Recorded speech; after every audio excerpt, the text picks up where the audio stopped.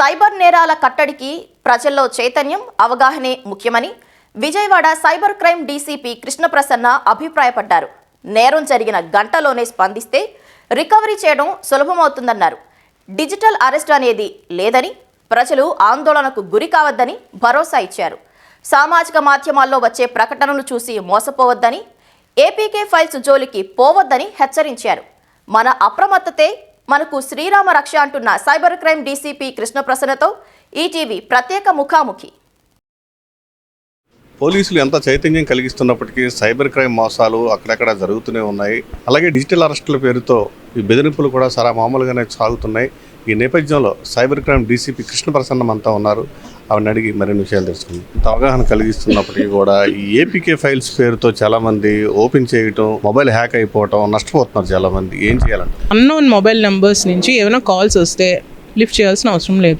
పర్టికులర్గా 92+92 నెంబర్తో వస్తాయి, +44 నెంబర్తో వస్తాయి. ఇవన్నీ కూడా temporary numbers, fraudulent numbers, virtual numbers అంటారనమాట. అలాంటి వాటి నుంచి కాల్స్ వస్తే ఎత్తాల్సిన పని లేదు. First thing. Second thing, links ఏదో ప్రలోభ పెట్టడానికి మీ క్రెడిట్ కార్డ్ లిమిట్ మేము హైక్ చేసామని చెప్పి, లేకపోతే మీకు లాటరీ తగిలిందని చెప్పి, లేకపోతే మీకు పలానా దగ్గర షాపింగ్ చేశారు కాబట్టి మీకు గిఫ్ట్ వచ్చిందని చెప్పి ఫిషింగ్ లింక్స్ పంపిస్తుంటారు. ఆ లింక్స్ మీద క్లిక్ చేయకూడదు. బ్యాంక్ వాళ్ళు కానీ ఇంకెవరైనా కానీ ఏపీకే ఫైల్స్ ద్వారా మీరు ఇది చూసుకోండి, మీ అమౌంట్ చూసుకోండి, ఎంత అమౌంట్ ఉందో చూసుకోండి, లేకపోతే మీ అమౌంట్ హైక్ అయింది చూసుకోండి అని చెప్పి ఏ బ్యాంక్ వాళ్ళు కానీ ఇంకా ఏ ఏజెన్సీ కానీ పంపించదు. ఏపీకే ఫైల్ వచ్చిందంటే అది ఒకవేళ జెన్యూన్దో కాదా అనేది మీరు కన్సర్న్ బ్యాంక్స్ నుంచి వచ్చినట్టయితే, బ్యాంక్స్ నుంచి లేకపోతే వేరే ఆర్గనైజేషన్ పేరుతో వచ్చినట్టయితే ఆ ఆర్గనైజేషన్ దగ్గరికి వెళ్ళి మీరు కనుక్కోవచ్చు. లేదు నెసెసిటీ లేదంటే సింపుల్గా డిలీట్ చేసేస్తే విల్ బి సేఫ్.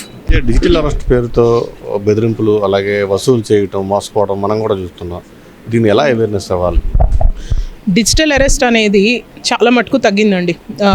అది due to the initiative by మన సిపి గారు, రాజశేఖర్ బాబు సార్ చేసిన ఇనిషియేటివ్ వల్లే. లాస్ట్ ఇయర్కి చూసుకుంటే ఇప్పటి వరకు ఒక కేసు మాత్రమే వచ్చింది. ఆ కేసు కూడా మీకు మేము we were ever that fellow is under digital arrest. So వెళ్ళి చెప్పడం జరిగింది వాళ్ళకి, మీరు డిజిటల్ అరెస్ట్కి గురి కాబడుతున్నారు. ఎందుకంటే మాకు బ్యాంక్ వాళ్ళకి క్లియర్ గైడ్ లైన్స్ ఇవ్వడం జరిగింది. ఈ డిజిటల్ అరెస్ట్ ఫ్రాడ్స్లోని మనీ ట్రాన్స్ఫర్ అంతా కూడా బ్యాంక్స్ దగ్గర నుంచి జరుగుతుంది, either through RTGS or through NEFT.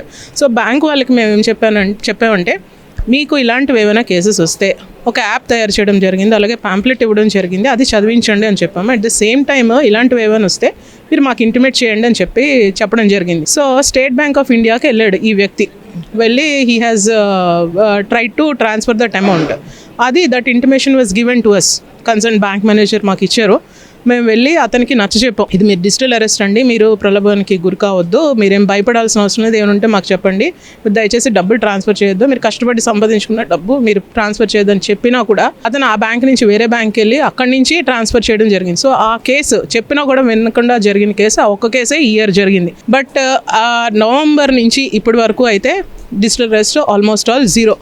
అది కేవలం అవగాహన వల్లే వచ్చింది. Prevention is better than cure అంటారు. సో దాన్ని జరిగిన తర్వాత మనం డిటెక్ట్ చేసి వాడెక్కడో ఉంటాడు, వేరే దేశాల్లో ఉండొచ్చు, వేరే స్టేట్స్లో ఉండొచ్చు ఫ్రాడ్స్టర్, అది పట్టుకొని వాడి దగ్గర రికవర్ చేయడం అనేది I don't say that it's impossible, but it is a long time taking process. So దానికన్నా ప్రివెంట్ చేయాలన్న ఉద్దేశంతో సైబర్ సురక్ష యాప్ అనేది ఒకటి ఇంట్రడ్యూస్ చేయడం జరిగిందండి. ఇది కంప్లీట్గా it is a brain child of CP sir. So ఆ సైబర్ సురక్ష యాప్లోని మనం డిజిటల్ అరెస్ట్కి గురి కాబడినప్పుడు, డిజిటల్ అరెస్ట్ అనకూడదు, డిజిటల్ అరెస్ట్ ఫ్రాడ్కి గురి కాబడినప్పుడు ఆ ఫ్రాడ్స్టర్ మిమ్మల్ని ఏ విధంగా భయభ్రాంతులకు గురి చేస్తాడు అనేది అవన్నీ కూడా ఒక 10 స్టేట్మెంట్స్ రూపంలో ఇవ్వడం జరిగింది. సో అతను once he goes through that statements అన్నీ చదివితే అతనికి అవేర్నెస్ వస్తుంది దట్ నేను డిజిటల్ అరెస్ట్ ఫ్రాడ్లోని విక్టిమ్ని, కాబట్టి నేను ట్రాన్స్ఫర్ చేయకూడదన్న ఉద్దేశం అతనికి ఆలోచన వస్తుంది. ఆలోచన వచ్చి అది హీ విల్ మానుకుంటాడు. అలాగే అదర్ సైబర్ ఫ్రాడ్స్ అంటే ఓటీపీ ఫ్రాడ్స్ కానీ, ఫిషింగ్ ఫ్రాడ్స్ కానీ, నెక్స్ట్ మీరు చెప్పినట్టు ఏపీకే ఫ్రాడ్స్ కానీ, అవన్నీ ఏ విధంగా కమిట్ చేయడానికి ట్రై చేస్తాడు సైబర్ ఫ్రాడ్స్టర్, అండ్ ఏ విధంగా మనం అప్రమత్తంగా ఉండాలనేది కూడా స్టేట్మెంట్స్ రూపంలో పొందుపరచబడింది. అది NTRpolice.in అనే వెబ్సైట్ ఉంటుంది. దాన్ని క్లిక్ చేస్తే మనకి ఈ 3 కూడా ఓపెన్ అవుతాయి.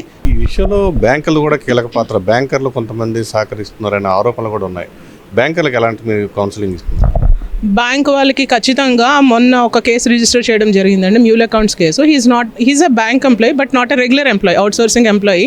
ఒకవేళ బ్యాంకర్ అయినా ఎవరైనా కూడాను if he is found to be accused in any cyber fraud, without hesitation we'll arrest them. అదైతే స్ట్రింజెంట్గా ఉంటుంది మా వైపు నుంచి.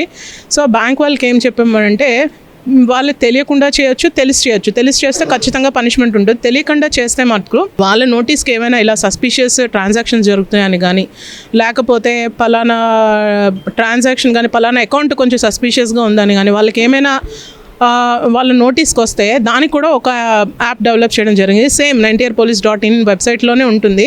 అలాంటి సస్పిషియస్ అకౌంట్స్ అన్నీ కూడాను వాళ్ళు మాకు పంపించితే మేము డ్యూ వెరిఫికేషన్ చేసిన తర్వాత we'll take action against those accounts. అది మ్యూల్ అకౌంట్స్ అంటారు. ఆ మ్యూల్ అకౌంట్స్ మీద సస్పిషన్ వస్తే ఆ యాక్షన్ తీసుకోబడుతుంది. Every month first 5 days Monday to Friday మేము we are sending our teams. Last month కూడా పంపించాం, ఈ మంత్ కూడా విల్ డూ దట్. మా టీంనే పంపించి బ్యాంకుకి వచ్చే కస్టమర్స్ ఎవరైతే ఉన్నారో వాళ్ళందరిలో అవగాహన కల్పించాలి అని చెప్పి అదొకటి డిజైన్ చేశాము. ఆ విధంగా బ్యాంక్ వాళ్ళకు కూడాను అవగాహన కల్పిస్తున్నాం. ఇప్పుడు సైబర్ క్రైమ్ గురయ్యామని బాధితులు భావిస్తే ఏం చేయాలి తక్షణం? మనకి 1930 అని ఒక పోర్టల్ ఉందండి. ఖచ్చితంగా 1930 పోర్టల్లోని మనం కంప్లైంట్ రిజిస్టర్ చేయాలి ఇమ్మీడియట్గానే. గోల్డెన్ అవర్ అని ఒక ప్రిన్సిపల్ ఉంది. Within that 24 hours, if they can give a complaint on 1930 portal, అది ఆటోమేట్ చేస్తుంది. ఈ కంప్లైంట్ బ్యాంక్స్కి కూడా వెళ్తుంది. ఫ్రాడ్స్టర్ ఎవరైతే బ్యాంక్స్కి ఈ విక్టిమ్స్ డబ్బులు పంపించారో వాళ్ళకి కూడా అలర్ట్ వెళ్తుంది. ఇమ్మీడియట్గా అమౌంట్ ఏదైతే ఇతను పంపించాడో దాన్ని ఇమ్మీడియట్గా వాళ్ళు హోల్డ్ చేస్తారు ఆ బ్యాంక్ వాళ్ళు. మనం ఏదైతే అమౌంట్ హోల్డ్ చేయబడిందో ఆ అమౌంట్ని రిఫండ్ ఇవ్వడం జరుగుతుంది. ప్రతి పోలీస్ స్టేషన్లోని ఇప్పుడు సిపి గారి ఇనిషియేటివ్ ద్వారా ప్రతి పోలీస్ స్టేషన్లోనే ఒక సైబర్ టీమ్ అనేది ఉంది. సైబర్ ఎస్ఐ అనే వాళ్ళు ఉంటారు. సైబర్ క్రైమ్ పిఎస్కి రావచ్చు, లేదా సైబర్ క్రైమ్ పిఎస్ దూరం అనుకుంటే కన్సర్న్ పోలీస్ స్టేషన్కి వెళ్ళి ఒకవేళ 1930 కాల్ చేయడం కానీ, లేకపోతే ఎన్సీఆర్పి పోర్టల్ ఉంటుంది www.cybercrime.gov.in అనేది. అందులో కూడా మీ కంప్లైంట్ని నమోదు చేయొచ్చు. 2 కంప్లైంట్ నమోదు చేసిన తర్వాత ఆ అమౌంట్ ఏదైతే ఉందో అది హోల్డ్ చేయబడుతుంది. సబ్సిక్వెంట్గా మేము వెరిఫై చేసి అది కోర్టు ఆర్డర్స్ తీసుకొని అది రిఫండ్ చేయడం జరుగుతుంది. సైబర్ క్రైమ్ డీసీపీ కృష్ణప్రసన్న గారి సూచన మొత్తం మీద ప్రజలు అప్రమత్తతో చైతన్యంతో మెలిగినప్పుడు ఈ సైబర్ నేరాలు తగ్గుతాయి. అప్రమత్తే శ్రీరామ రక్షమని చెప్తున్నారు. కెమెరామెన్ నాగేంద్రతో సూర్య, ఈటీవీ న్యూస్, విజయవాడ.